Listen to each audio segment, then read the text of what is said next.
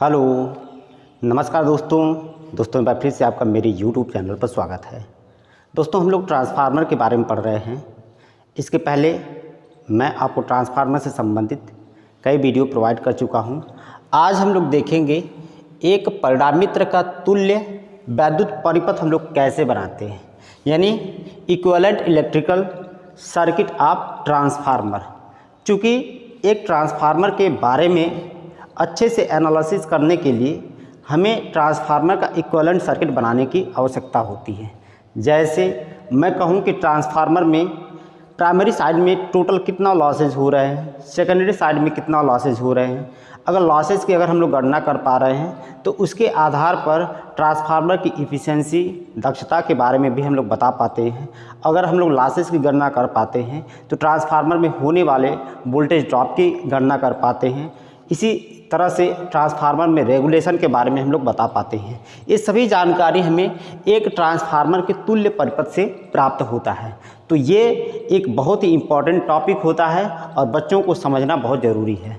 तो सबसे पहले आइए हम लोग इसका तुल्य परिपथ बनाते हैं और बनाने से संबंधित जो भी डाटा रहेगा उसको हम लोग देखेंगे, लिखेंगे और उससे संबंधित जो भी बातें रहेंगी उसको आगे डिस्कस भी करेंगे।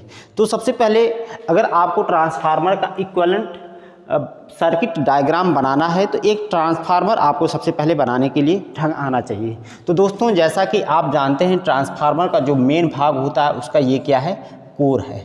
जैसा कि मैं आपको बनाकर दिखा दूं, यह ट्रांसफार्मर का क्या होता है, कोर होता है। अब कोर के बारे में मैं आपको हर बार बताता हूं कि कोर जो होता है ट्रांसफार्मर का वह क्या होता है, लेमिनेटेड होता है। कोर को लेमिनेटेड का मतलब पतली पतली पत्तियों का हम लोग बनाते हैं और ऐसा करने से कोर में एडी करंट लॉस का मान क्या हो जाता है, कम हो जाता है। दूसरा बात, ट्रांसफार्मर में हिस्टैरिसीस लॉस को कम करने के लिए इस कोर को हम लोग सिलिकॉन स्टील का बनाते हैं। ये दूसरी बात होती है। अगर और अच्छा कोर आपको बनाना हो तो हम लोग CRGO यानी cold rolled grain oriented steel का CRGO बनाते हैं। तो ये कोर के बारे में आप दो जानकारी जानते रहे हैं। दोस्तों, इसी कोर पर हम लोग बाइंडिंग करते हैं। जो बाइंडिंग हमारी प्राइमरी साइड या सोर्स साइड में लगी होती है उसको हम लोग प्राइमरी बाइंडिंग कहते हैं और जो बाइंडिंग हमारी लोड साइड में लगी होती है उसको हम लोग सेकेंडरी बाइंडिंग कहते हैं। तो यहाँ पर हम लोग बाइंडिंग को बनाने वाले हैं। जैसे आप देख पा रहे हैं यहाँ पर हमने बाइंडिंग को बना दिया है। अब इसी बाइंडिंग को हम लोग एक तरह से सोर्स साइड में इधर लगा देंगे, यानी जिधर हमारा क्या होगा, सोर्स होगा उधर लगा देंगे और दूसरी बाइंडिंग को हम लोग क्या लगा देंगे, लोड साइड में लगा देंगे। इधर क्या है, आपका लोड है। अब दोस्तों, आप जानते हैं कि जब हम लोग सेकेंडरी साइड में लोड लगाते हैं तो सेकेंडरी साइड में एक करंट बहती है जिसको हम लोग क्या कहते हैं, I2 करंट। और जब हम लोग लोड नहीं लगाते हैं उस समय से प्राइमरी साइड में एक करंट बहती है जिसको हम लोग नो लोड करंट कहते हैं। तो ये दोनों बातें आपको ध्यान में होना चाहिए। और लोड लगाने के बाद प्राइमरी साइड में एक करंट और बहती है जिसको हम लोग क्या कहते हैं, I1 डैश कहते हैं। ये लोड लगाने के बाद होती है, यानी जो I1 डैश करंट बहती है वो सेकेंडरी साइड में हम जो लोड लगाते हैं तो ये I1 डैश करंट बहती है। तो प्राइमरी साइड में टोटल करंट आपको बताया गया था कितना हो जाएगा। टोटल करंट का मान जो होगा ऐसे आप लिख सकते हैं कि I0 प्लस I1 डैश के क्या होगा, बराबर होगा। ये प्राइमरी साइड में टोटल करंट आएगी। वहीं पर यहाँ पर प्राइमरी साइड में जो नंबर्स ऑफ टर्न है वह N1 है। इधर जो नंबर्स ऑफ टर्न है क्या है, वो N2 है।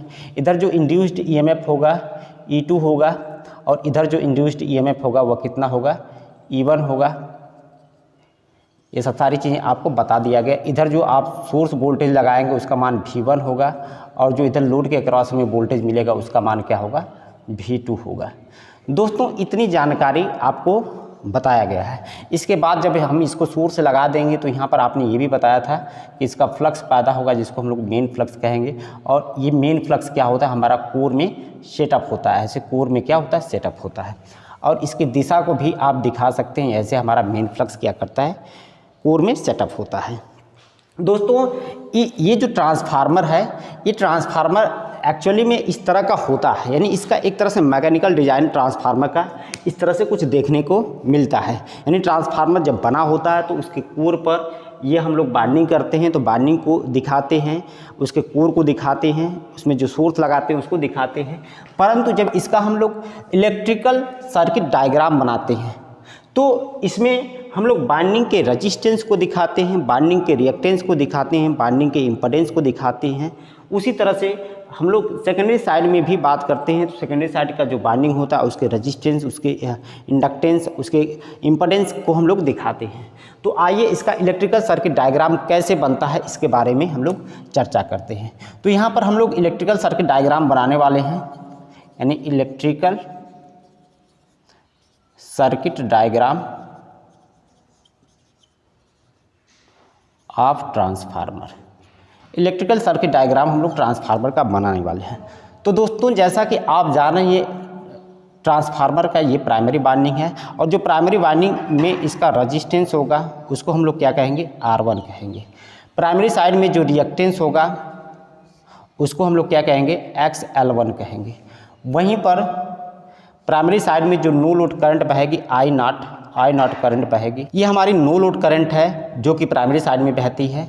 और प्राइमरी साइड में ये बाइंडिंग की स्थिति को हम दिखा दिए और ऐसे हमारी प्राइमरी साइड में इधर हम क्या चाहें, सोर्स की स्थिति को दिखा सकते हैं।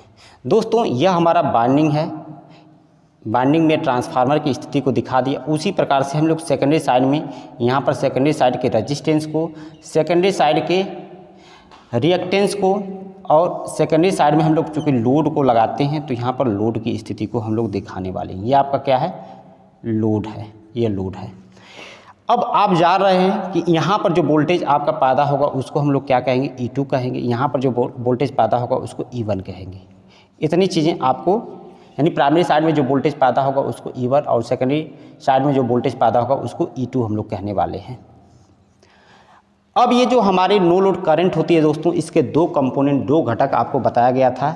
जिसको भी आपको दिखाना हो तो यहाँ पर दिखा सकते हैं। एक नो लोड पर रेजिस्टेंस और नो लोड पर हमारा जो रिएक्टेंस होता है उसकी स्थिति को आप जो है इस साइड में दिखा सकते हैं। यानी यहाँ पर R0 है, यहाँ पर क्या है, X0 है। क्योंकि नो लोड की स्थिति में आप दिखा रहे हैं इसलिए R0 और X0 की बात कह रहे हैं। और यहाँ पर जो करंट बहेगी उसी को हम लोग क्या कहेंगे, I0 करंट। तो एक्चुअली में I0 करंट की दिशा को आप जो है नीचे की तरफ दिखा सकते हैं। और दूसरी बात कि जब लोड लगाते हैं तो सेकेंडरी साइड में जो करंट बहती है उसको I2 कहते हैं और लोड लगाने के बाद प्राइमरी साइड में जो करंट बहती है उसको I1 डैश कहते हैं। और प्राइमरी साइड में जो टोटल करंट आपने बताया था I1 बराबर क्या होगा, I0 प्लस I1 डैश, यानी नो लोड करंट और लोड लगाने के बाद जो करंट होगी दोनों की योग के क्या होगी, बराबर होगी। यहाँ पर सेकेंडरी साइड का ये रेजिस्टेंस होता है जिसको R2 कहेंगे, ये सेकेंडरी साइड का रिएक्टेंस होता है जिसको XL2 कहेंगे। इतनी चीज़ें। अब दोस्तों कुछ इस तरह से हमारा क्या बनता है, ट्रांसफार्मर का इक्विवेलेंट सर्किट डायग्राम बनता है। जैसे आप यहाँ पर देख पा रहे हैं, ये इक्विवेलेंट सर्किट डायग्राम किसकी सहायता से बना, इस फिगर की सहायता से बनाया गया है, इस फिगर की सहायता से। यानी जो प्राइमरी साइड का रेजिस्टेंस है उसको आपने दिखाया R1 से, जो हमारा प्राइमरी साइड के बाइंडिंग का रिएक्टेंस होगा उसको आपने दिखाया XL1 से। उसी प्रकार से जो सेकेंडरी साइड का रेजिस्टेंस होगा उसको R2 से आपने दिखाया और यहाँ पर जो सेकेंडरी साइड का रिएक्टेंस होगा उसको XL2 से आपने दिखाया। अब दोस्तों इन दोनों की वजह से जो प्राइमरी साइड का इम्पीडेंस होगा उसको Z1 कहेंगे और इन दोनों की वजह से जो सेकेंडरी साइड का इम्पीडेंस होगा उसको हम लोग क्या कहेंगे, Z2 कहेंगे। यहाँ पर लोड के अक्रॉस जो हमारा वोल्टेज मिलने वाला है उसको हम लोग क्या कहेंगे, V2 कहेंगे। और यहाँ पर प्राइमरी साइड में जो हम लोग वोल्टेज लगाने वाले हैं उसको हम लोग क्या कहेंगे, V1 कहेंगे। ये टोटल इक्विवेलेंट सर्किट डायग्राम आपका एक ट्रांसफार्मर का हो गया। अब इसमें सबका नाम पता होना चाहिए, किसको हम लोग क्या कहते हैं। जैसे मैं कहूँ कि R1 ये आपका क्या है, प्राइमरी वाइंडिंग का क्या है, रेजिस्टेंस है। उसी प्रकार से आप लिखेंगे XL1 यह आपका क्या है, प्राइमरी वाइंडिंग का इंडक्टिव रिएक्टेंस है, माने प्रेरक प्रतिघात है। वहीं पर दोस्तों अगर आप लिखना चाहें तो यह I0 क्या है, I0 क्या है, यह नो लोड पर बहने वाली आपकी क्या है, करंट है। नो लोड पर बहने वाली आपकी क्या है, करंट है। वहीं पर अगर आप लिख सकते हैं R2 क्या है, R2 क्या है, यह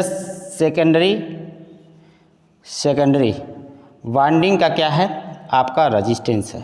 सेकेंडरी वाइंडिंग का क्या है रजिस्टेंस। वहीं पर आपका XL2 क्या है, यह सेकेंडरी वाइंडिंग का क्या है इंडक्टिव क्या है रिएक्टेंस है, रिएक्टेंस है। इन सभी बातों को आप लिख सकते हैं। वहीं पर I2 क्या है, इसके बारे में लिख सकते हैं लोड लगाने पर सेकेंडरी वाइंडिंग का करंट। ये जितने भी डाटा है दोस्तों आप लिख सकते हैं। E1 क्या है, प्राइमरी वाइंडिंग में इंड्यूस्ड होने वाला सेल्फ इंड्यूस्ड EMF है, और यहीं पर E2 क्या है, सेकेंडरी वाइंडिंग में इंड्यूस्ड होने वाला म्यूचुअल इंड्यूस्ड EMF है। ये V1 क्या है, V1 जो है सप्लाई साइड में लगाया गया हमारा इनपुट वोल्टेज है। वहीं पर V2 क्या है, ये लोड यानी लोड के अक्रॉस प्राप्त होने वाला हमारा वोल्टेज है। दोस्तों इतनी जानकारी आप जो है ये इक्विवेलेंट सर्किट डायग्राम से आप जान पाते हैं। अब हम लोग यहाँ पर देखेंगे कि जब सेकेंडरी वाइंडिंग को प्राइमरी साइड में अगर हम लोग रेफर्ड कर रहे हैं तो हम लोग इसके प्राइमरी साइड का टोटल रजिस्टेंस कितना होगा इसको हम लोग देखेंगे। और टोटल रजिस्टेंस की अगर हम लोग गणना कर पा रहे हैं तो प्राइमरी साइड में टोटल हमारा जो इंडक्टिव रिएक्टेंस होगा इसकी भी गणना कर सकते हैं। और टोटल इंडक्टिव रिएक्टेंस की गणना कर लेंगे तो हम लोग टोटल इम्पीडेंस यानी प्रतिघात की प्राइमरी साइड में गणना कर पाएंगे। और ये सब सारी चीज़ें जान पाने के बाद जो है हम लोग प्राइमरी साइड में टोटल लॉसेस कितना हो रहा है इसकी गणना कर पाएंगे। उसके बाद जो है लॉसेज अगर हमने निकाल लिया तो ट्रांसफार्मर की दक्षता निकाल पाएंगे, उसका रेगुलेशन निकाल पाएंगे, उसमें वोल्टेज ड्रॉप निकाल पाएंगे। तो इन सभी बातों को आपको ध्यान में देना है। तो अब हम लोग देखेंगे कि सेकेंडरी वाइंडिंग को अगर हम लोग प्राइमरी साइड में रिफर्ड कर रहे हैं तब क्या हमारा कॉन्सेप्ट बन रहा है और प्राइमरी साइड में टोटल हमारा रजिस्टेंस कितना बन रहा है। तो यहाँ पर अगर आप आगे कुछ लिखें तो यहाँ पर देखिए अब आपका नेक्स्ट यहाँ पर टॉपिक स्टार्ट होने वाला है। नेक्स्ट टॉपिक है इसी से संबंधित, यानी सेकेंडरी वाइंडिंग के रजिस्टेंस को अगर हम लोग प्राइमरी साइड में रेफर्ड करें तो प्राइमरी साइड में रजिस्टेंस उसका कितना हो जाएगा R2 डैश। और ये R2 डैश क्या है, सेकेंडरी वाइंडिंग का क्या है, सेकेंडरी वाइंडिंग का रजिस्टेंस जो है, सेकेंडरी वाइंडिंग का रजिस्टेंस प्राइमरी साइड में लाने पर, प्राइमरी साइड में लाने पर इसको इस तरह से लिखेंगे।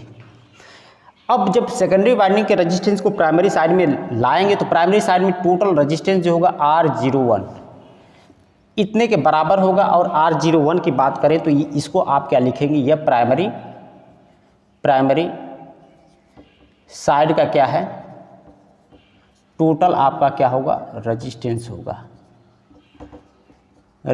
होगा। तो अब टोटल रजिस्टेंस की गणना करने के लिए आपको यहाँ पर जूल के नियम को अप्लाई करना पड़ेगा। क्योंकि जब हमारा सेकेंडरी वाइंडिंग में जो करंट बहेगी और उस करंट की वजह से सेकेंडरी वाइंडिंग में जितना लॉस होगा, अगर सेकेंडरी वाइंडिंग में जितना लॉस होगा उसके रजिस्टेंस के कारण, अब इस सेकेंडरी वाइंडिंग को जब हम लोग प्राइमरी साइड में शिफ्ट करेंगे तो सेकेंडरी वाइंडिंग को प्राइमरी साइड में शिफ्ट करने पर उसके रजिस्टेंस के कारण जितना लॉस होगा वह दोनों आपस में क्या होंगे, बराबर होंगे। तो अब यहाँ पर देखिए अब हम लोग नेक्स्ट बात करेंगे सेकेंडरी वाइंडिंग के रजिस्टेंस को प्राइमरी वाइंडिंग में लाने पर जो हमारा हीट लॉस होगा वह क्या होगा, दोनों तरफ बराबर होगा। और हीट लॉस क्या होता है, जूल के नियम के अनुसार I² RT के क्या होता है, बराबर होता है। तो दोस्तों अब हम लोग देखेंगे यहाँ पर सेकेंडरी वाइंडिंग में जो हीट लॉस होगा वह कितना होगा। जैसे सेकेंडरी वाइंडिंग में बहने वाली करंट का स्क्वायर इंटू R2 इंटू हम लोग क्या लिखेंगे, T लिखेंगे, क्योंकि I² RT फार्मूला होता है। और इसी रजिस्टेंस को जब हम लोग प्राइमरी साइड में लाएंगे तो प्राइमरी साइड की करंट यानी I1 जो कि टोटल करंट है जो कि I0 प्लस I1 डैश के बराबर है। I1 का स्क्वायर इंटू जब सेकेंडरी वाइंडिंग को हम लोग प्राइमरी साइड में ला रहे हैं तो उसका रजिस्टेंस कितना हो गया, R2 डैश इंटू क्या हो जाएगा, T हो जाएगा। तो दोस्तों यहाँ से हम लोग देख पा रहे हैं कि ये T से T आपका कट गया। अब हम लोग सेकेंडरी वाइंडिंग के रजिस्टेंस को निकालेंगे जो कि हमने प्राइमरी साइड में रिफर्ड किया है, यानी R2 डैश का मान हम लोग निकालने वाले हैं। तो यहाँ पर R2 डैश का मान क्या हो जाएगा, I2/I1, इसका भाग लग जाएगा और सबका स्क्वायर हो जाएगा इंटू क्या हो जाएगा, R2 हो जाएगा। इतना हमारा क्या हो जाएगा, सेकेंडरी वाइंडिंग का रजिस्टेंस हो जाएगा।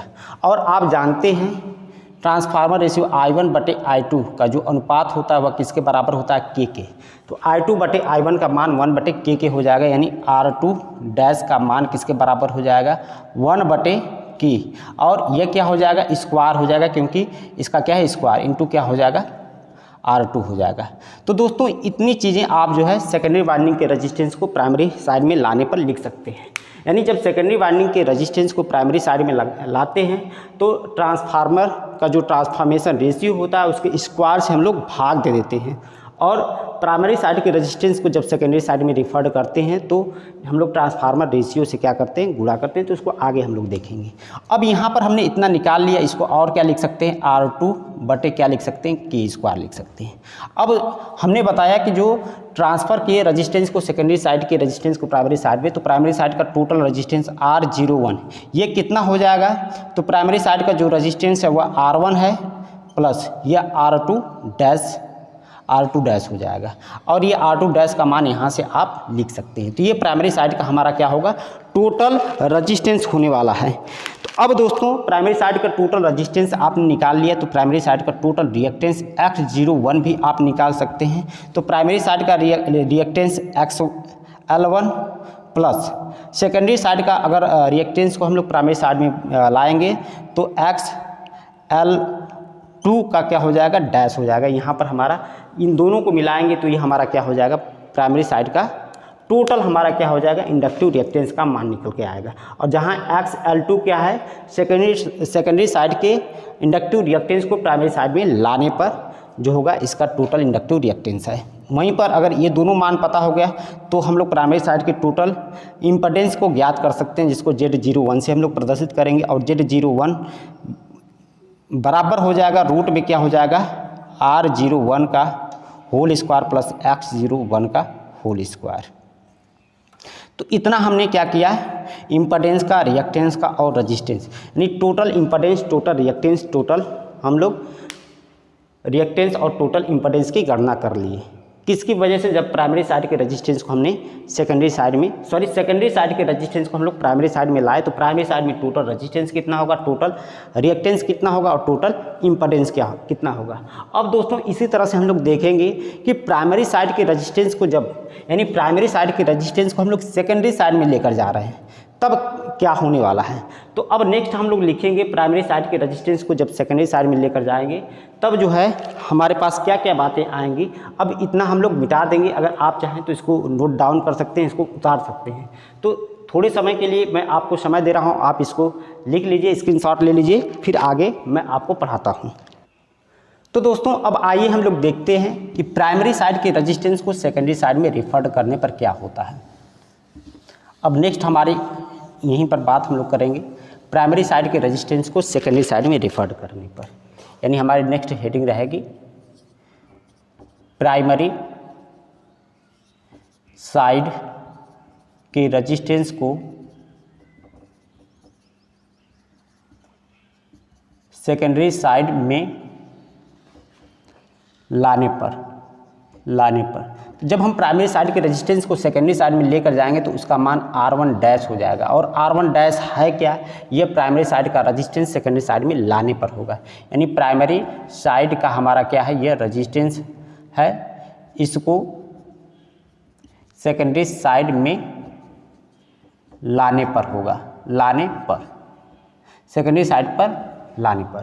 तो ये R1 डैश क्या होगा, आपको ये पता होना चाहिए कि प्राइमरी साइड का रेजिस्टेंस है जिसको हम लोग क्या कर रहे हैं, सेकेंडरी साइड में लेकर जा रहे हैं। अब सेकेंडरी साइड में इसको लेकर जाएंगे तो सेकेंडरी साइड का जो टोटल रेजिस्टेंस R02 हो जाएगा। यह R02 क्या होगा, सेकेंडरी साइड का टोटल रेजिस्टेंस हो जाने वाला है। तो पहले जो सेकेंडरी साइड का रेजिस्टेंस है और जो हमने प्राइमरी साइड को सेकेंडरी साइड में ट्रांसफ़र किया, इन दोनों का योग R02 होगा। यानी यह R02 क्या है, सेकेंडरी साइड का हमारा क्या होने वाला है, टोटल रेजिस्टेंस होने वाला है, टोटल रेजिस्टेंस है। अब वही बात कि जब हम लोग प्राइमरी साइड को सेकेंडरी साइड में रिफर्ड करेंगे तो जो हीट लॉस होगा वह क्या होगा, बराबर होने वाला है। यानी प्राइमरी साइड में जो हीट लॉस होगा और प्राइमरी साइड के रेजिस्टेंस को अगर हम लोग सेकेंडरी साइड में लेकर जा रहे हैं तो सेकेंडरी साइड में जो हीट लॉस होगा ये दोनों आपस में क्या होने वाले हैं, बराबर होने वाले हैं। तो यहाँ पर जूल के नियम के अनुसार हम लोग फिर यहाँ पर जूल का नियम अप्लाई करेंगे। जूल के नियम से हम लोग क्या लिखेंगे, जो हीट लॉस होगा वह क्या होगा, बराबर होगा, हीट लॉस बराबर होगा। तो यहाँ पर जूल का नियम हम लोग दोनों साइड में लगाने वाले हैं। तो प्राइमरी साइड में जो बहने वाले करंट है I1 का स्क्वायर इंटू प्राइमरी साइड का रजिस्टेंस इंटू यहाँ पर समय टाइम। तो ये जो प्राइमरी साइड में हीट लॉस होगा और जब इसको हम लोग सेकेंडरी साइड में लेकर जाएंगे तो सेकेंडरी साइड में करंट और प्राइमरी साइड के रजिस्टेंस को जब सेकेंडरी साइड में लेकर गए तो इसका रजिस्टेंस R1 डैश हो गया इंटू क्या हो जाएगा T हो जाएगा। तो दोस्तों इतना हमारा क्या हो जाएगा, हीट लॉस दोनों साइड में बराबर होंगे। अब यह हमने T से T क्या कर दिया, काट दिया। अब हमको R1 डैश का मान चाहिए तो R1 डैश बराबर क्या हो जाएगा, यहाँ पर आप देखेंगे R1 डैश बराबर क्या हो जाएगा, I1 बटे I2 का होल स्क्वायर इंटू क्या हो जाएगा R1 हो जाएगा। I1 या बराबर क्या हो जाएगा I1 बटे I2 का होल स्क्वायर इंटू क्या हो जाएगा R1 के होगा। अब दोस्तों यहाँ पर I1 बटे I2 का होल स्क्वायर यानी ये I1 बटे I2 क्या होता है, एक हमारा ट्रांसफॉर्मेशन रेशियो होता है। ये K के बराबर हो जाएगा यानी K स्क्वायर इंटू क्या हो जाएगा R1 के हो जाएगा। और यह हमारा क्या होगा R1 डैश होगा, यानी R1 डैश का मान अब इतना होने वाला है। तो अब हम लोग देखेंगे सेकेंडरी साइड का टोटल रजिस्टेंस R02 का मान कितना हो जाएगा। तो यह R2 माने सेकेंडरी साइड का रजिस्टेंस प्लस R1 डैश हो जाएगा। उसी प्रकार से सेकेंडरी साइड का टोटल रिएक्टेंस कितना होने वाला है, यह क्या होगा X2 प्लस X1 डैश हो जाएगा। जहाँ X1 डैश क्या है, प्राइमरी साइड के रिएक्टेंस को सेकेंडरी साइड में लेकर जाने पर, वहीं पर हम लोग Z02 निकाल सकते हैं। Z02 का मान कितना होगा, रूट में कितना होने वाला R02 का होल स्क्वायर प्लस X02 का होल स्क्वायर, X02 का होल स्क्वायर। इस तरह से दोस्तों आप जो है प्राइमरी साइड के रेजिस्टेंस को सेकेंडरी साइड में, प्राइमरी साइड के रिएक्टेंस को सेकेंडरी साइड में और प्राइमरी साइड के इम्पीडेंस को सेकेंडरी साइड में ले जाने पर टोटल आपका मान कितना होने वाला है, इसको भी आप निकाल सकते हैं। तो उम्मीद है कि एक ट्रांसफार्मर का वैद्युत परिपथ कैसे हम लोग बनाते हैं और वैद्युत परिपथ बना लेने के बाद प्राइमरी साइड के रजिस्टेंस को सेकेंडरी साइड में और सेकेंडरी साइड के रजिस्टेंस को प्राइमरी साइड में शिफ्ट करने पर टोटल हमारा इक्विवेलेंट रजिस्टेंस का मान कितना आता है, इसकी गणना हम लोग कर पाते हैं। और इसी के आधार पर हम लोग ट्रांसफार्मर में होने वाले लॉसेज, ट्रांसफार्मर की दक्षता, ट्रांसफार्मर के वोल्टेज रेगुलेशन और इसकी इफ़िशियंसी की भी गणना करते हैं। तो उम्मीद है दोस्तों कि ये वीडियो लेक्चर आपको समझ में आया होगा। अगर कोई भी कमी हो तो आप कमेंट बॉक्स में उसको पूछ सकते हैं। अगर वीडियो समझ में आए तो आप मेरे YouTube चैनल को लाइक कर सकते हैं, अपने दोस्तों में शेयर कर सकते हैं। वीडियो देखने के लिए आपका बहुत बहुत धन्यवाद। Thank you.